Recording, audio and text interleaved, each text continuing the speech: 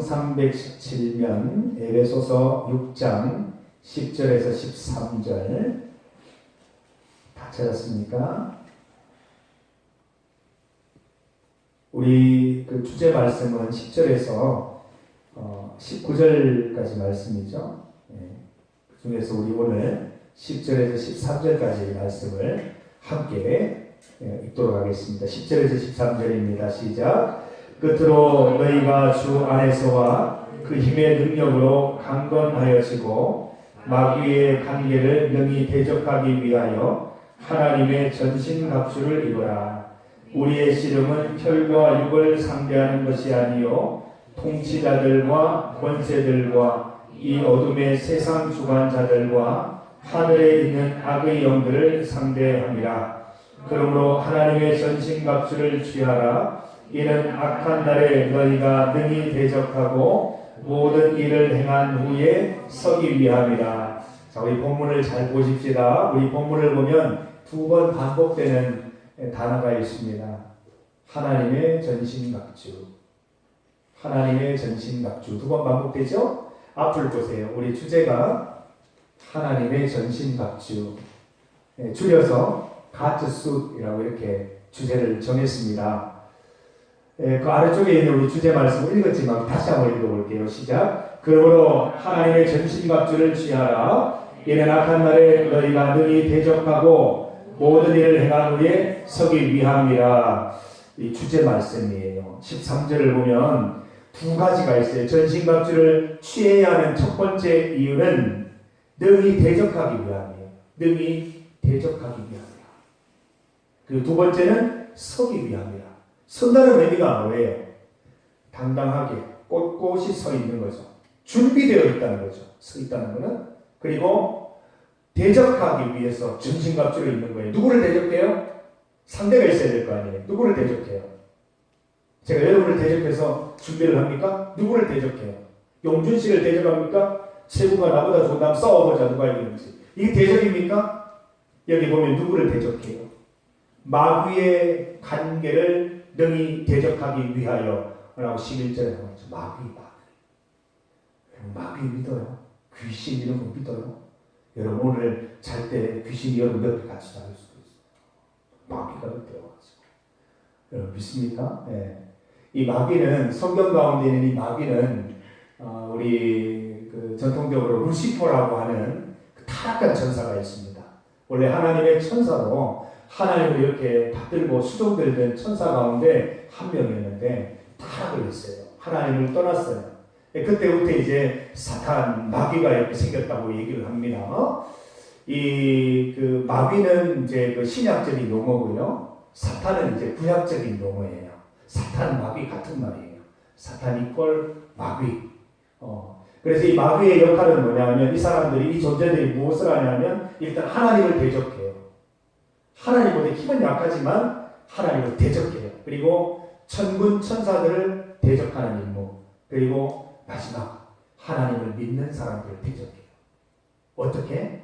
때로는 유혹하고 때로는 시험을 줘서 신앙을 잘 지키지 못하도록 흔들어 놓는 임무를 이 마귀가 한다는 거예요. 마귀를 대적하는 거예요. 대적하기 위해서 하나님의 전신갑주, 머리끝부터 발끝까지 잘 방어할 수 있는 무기들, 공격할 수 있는 무기들을 장착해서 온 몸을 보호해 줄 수 있는 갑옷을 입자라는 것입니다.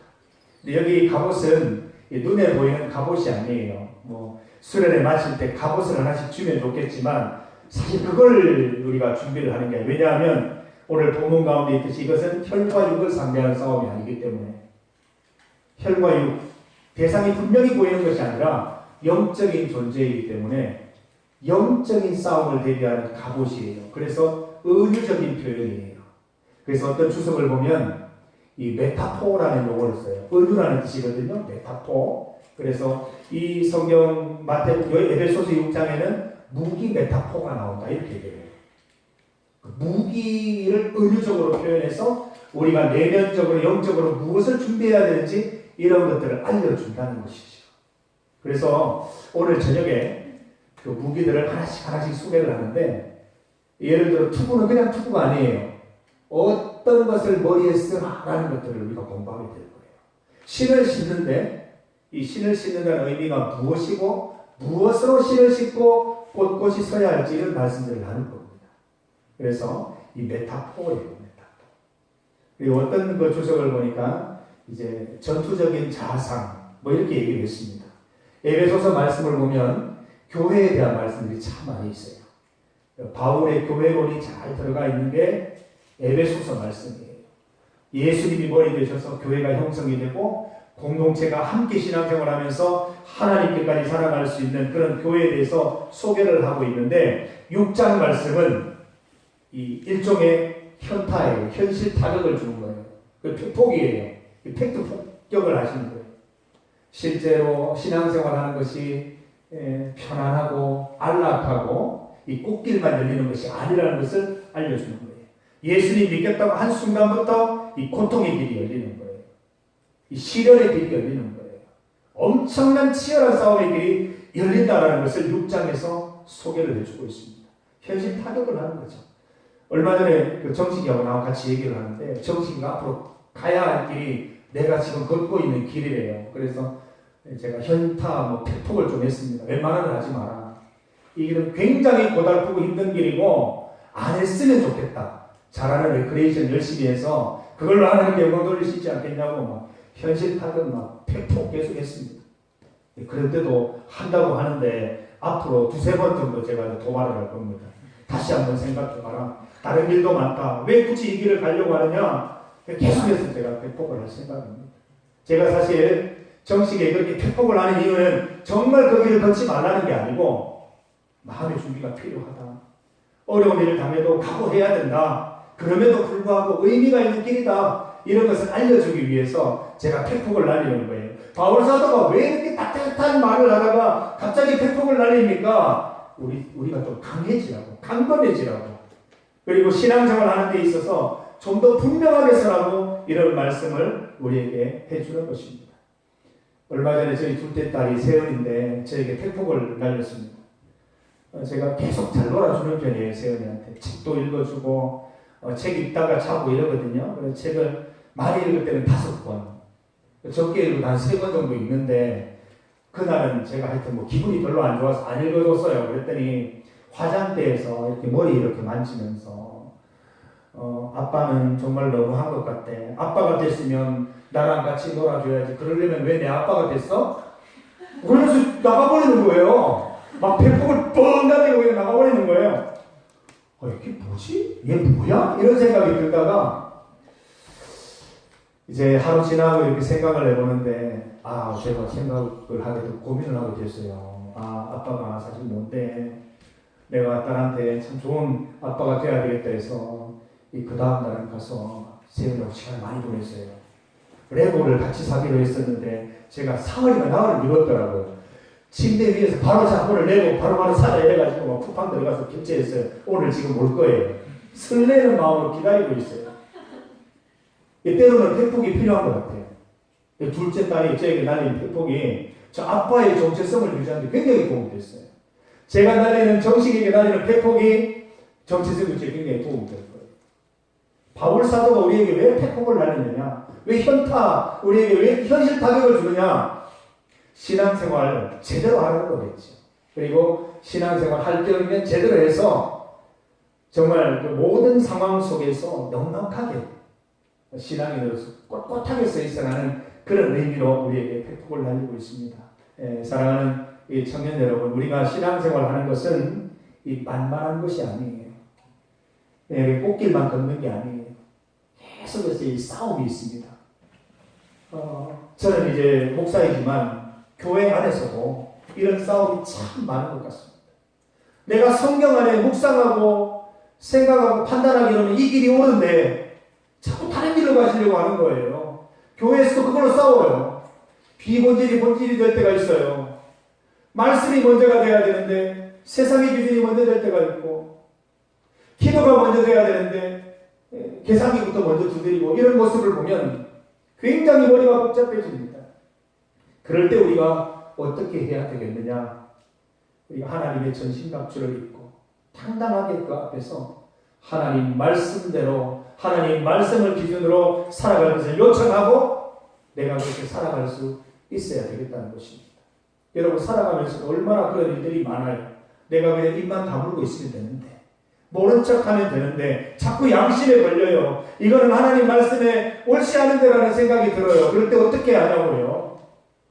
하나님의 전신갑주를 입고 있다라고 생각하면 대적하겠죠. 그러나 내가 가진 게 아무것도 없다라고 생각하면 내가 알몸이라고 생각하면 도무지 거기에 나서지 못하겠지요.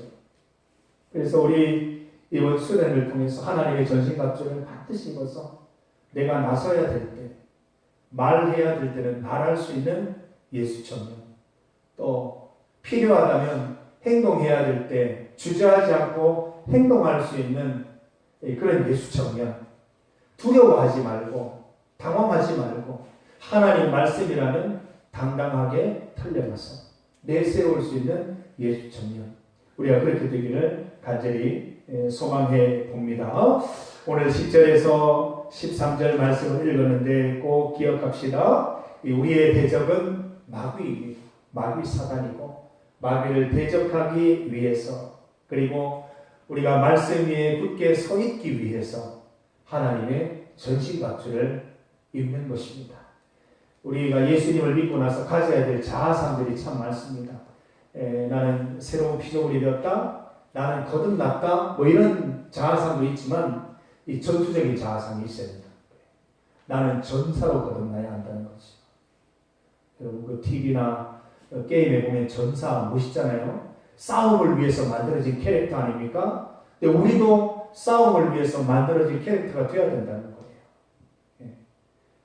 전쟁을 위해서, 전투를 위해서 준비된 모습이 항상 있어서 마귀가 언제라도 싸움을 걸어올 때 거기에 넉다운 되지 않고 한번 붙어보는, 싸워보는, 그리고 때로는 이겨보는 그런 경험들을 우리가 해보자는 것입니다. 오늘 이 말씀들 쭉 이어서 우리가 오늘 저녁, 내일 저녁 또 우리 마지막 예배, 그 주일 예배 때까지 쭉 이어서 말씀을 볼 생각이에요. 그래서 오늘 그 저녁에는 집회 시간에는 5가지 방어 무기들을 한번 살펴볼 거예요. 그 하나하나가 무엇을 의미하는지, 우리가 무엇을 지니고 있는 것이 방어하기 위한 무기를 장착하는 것인지 살펴볼 겁니다. 그리고 내일 저녁 집회 때에는 유일한 공격 무기인 성령의 검, 하나님의 말씀에 대한 이야기들을 좀 나누어 보고 마지막 우리 닫는 예배 때 또 그리고 주일 예배 때 해서 이렇게 전체 구절을 다 살펴보려고 생각을 하고 있습니다. 우리가 에베소서 오늘 6장 처음 말씀을 살펴보았는데 이 말씀을 통해서 바울 사도가 우리에게 주고자 하는 말씀, 또 우리가 준비해야 할 것들 생각해 보면서 이번 수련회를 맞이하도록 하십시다. 그래서 수련회 기간 동안 분명히 우리가 하나님의 전신갑주에 대한 그 의미를 분명히 깨닫고 하나님의 전신갑주를 다 장착하고 이곳을 내려갈 수 있는 은혜가 여러분 가운데 가득하게 되기를 간절히 소망합니다. 함께 기도드리겠습니다. 하나님 아버지 감사합니다. 주님의 은혜로 느티나무 수양관에 도착할 수 있도록 인도하심을 감사드립니다. 수련회에 참석할 수 있는 시간적인 여건을 주시고 환경을 열어주셨는데 이곳에서 하나님이 예비하신 은혜와 또 말씀의 은혜들을 받아 누리는 시간 될 수 있도록 인도하여 주시옵소서. 우리의 마음이 열리게 하시고 하나님 말씀 들을 때에 내 마음속에 들리게 하여 주시고 말씀대로 살아가고 싶은 마음이 우리 가운데 가득할 수 있도록 인도하여 주시옵소서. 이후의 모든 시간들 주님께서 지켜주시고 우리가 하나님 말씀 또 수련회에만 집중할 수 있는 상황과 환경 주님께서 열어주시옵소서. 예수님의 이름으로 기도드립니다. 아멘.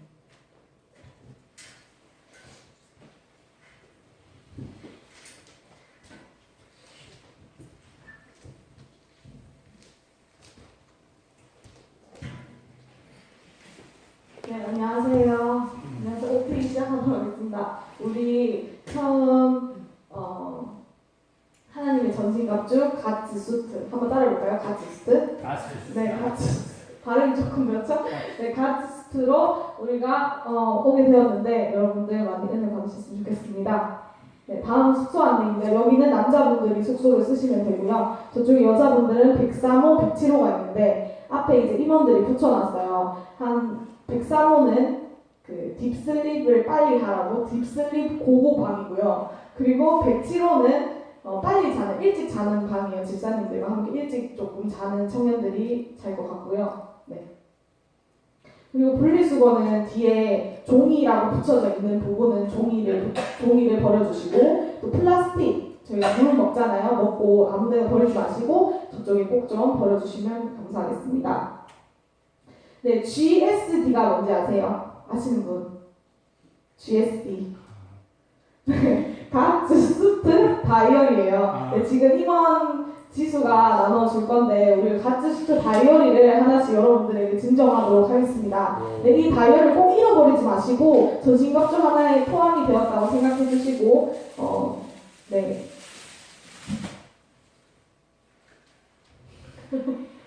반반 이렇게 해서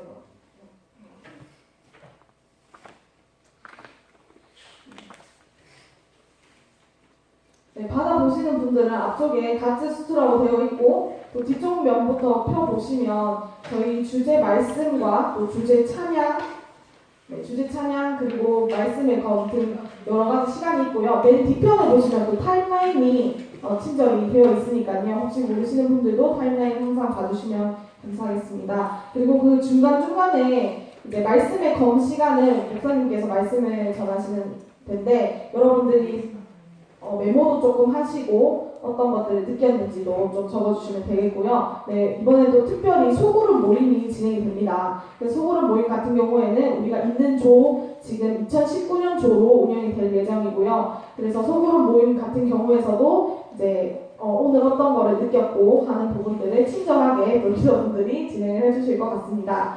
네, 그리고 지금 그 소책자 같은 경우에도 계속 항상 지니고 다니시면 감사하겠습니다. 네, 다음.